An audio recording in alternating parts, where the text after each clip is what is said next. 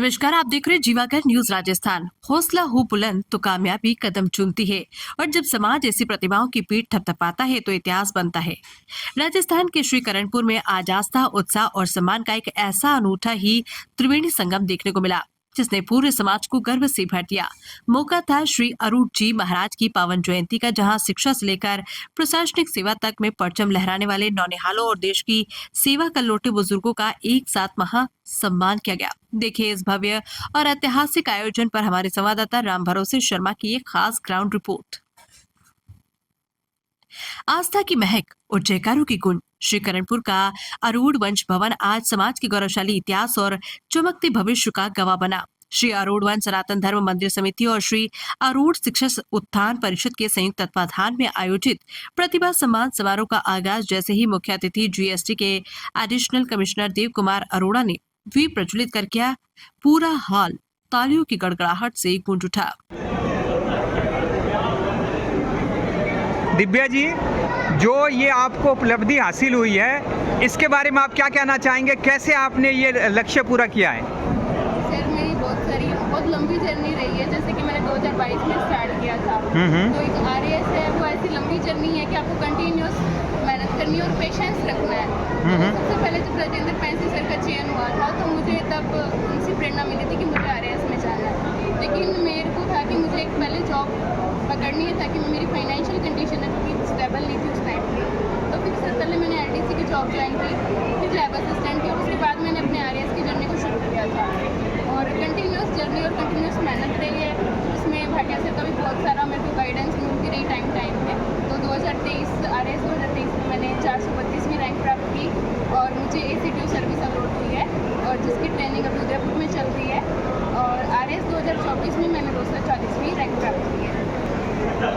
ये अरोड़वा समाज में जो आपको उपलब्धि दी आज, अपने सर के बराबर सीट मिला आपको, इससे आप अरोड़वा समाज या यहाँ जो जितने लोग भी उपलब्धि हासिल हुए उसके बारे में क्या कहना चाहेंगे? कितनी खुशी है आपको?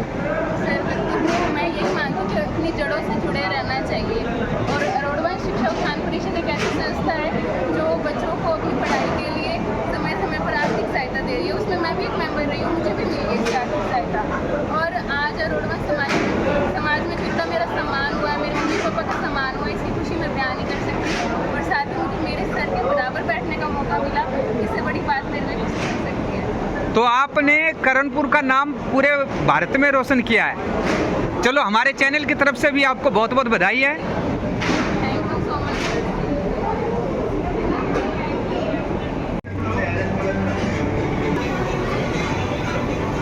और आगे बढ़ के पीछे सड्डा तो जितनी मर्जी कर लो, मेरी पूरी होगी।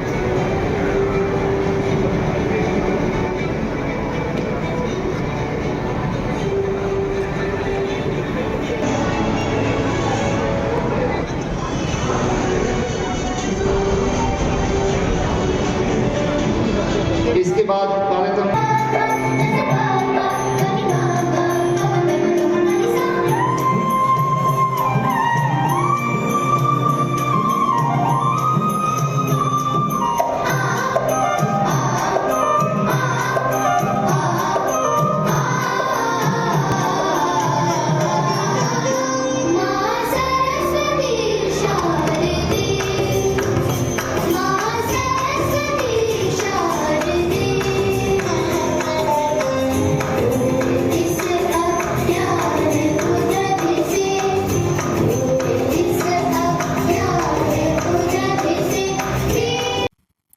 समारोह में भाटिया आश्रम सूरतगढ़ के प्रवीण भाटिया, डॉक्टर नीरज अरोड़ा, लाजपत राय खुराना और समाज के अध्यक्ष विनय तनेजा सहित कई गणमान्य लोग मंच पर मौजूद रहे।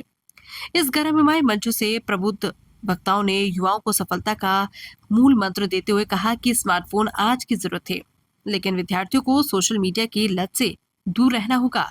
अगर जीवन में इतिहास रचना है तो कक्षा 8वीं से ही अर्जुन की तरह अपना लक्ष्य तय कर लेना चाहिए।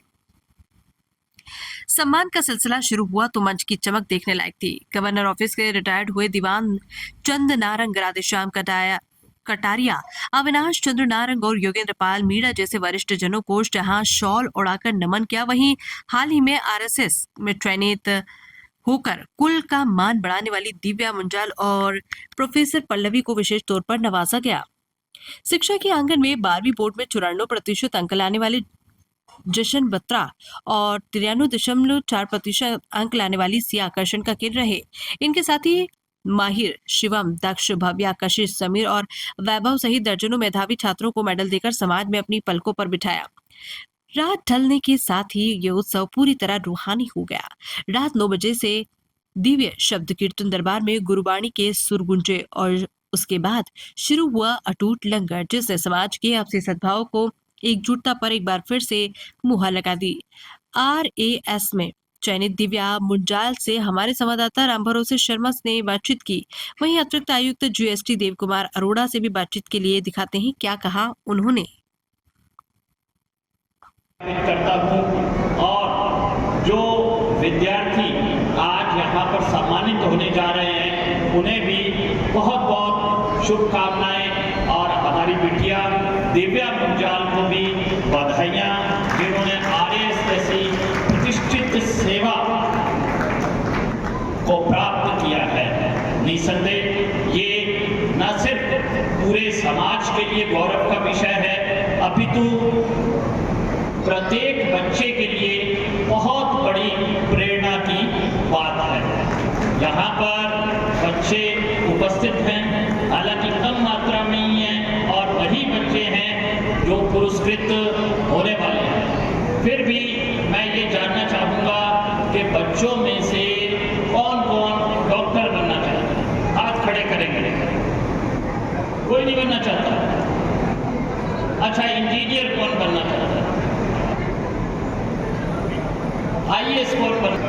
हाँ, नहीं, हाथ खड़े होने लगे हैं कि IAS बनना चाहते हैं। सेवा के बहुत सारे आयाम हैं, चाहे वो डॉक्टर हो, चाहे इंजीनियर हो, चाहे IAS हो, चाहे RAS हो, चाहे व्यापार हो, चाहे किसान हो, ये सब राष्ट्र सेवा के आयाम हैं।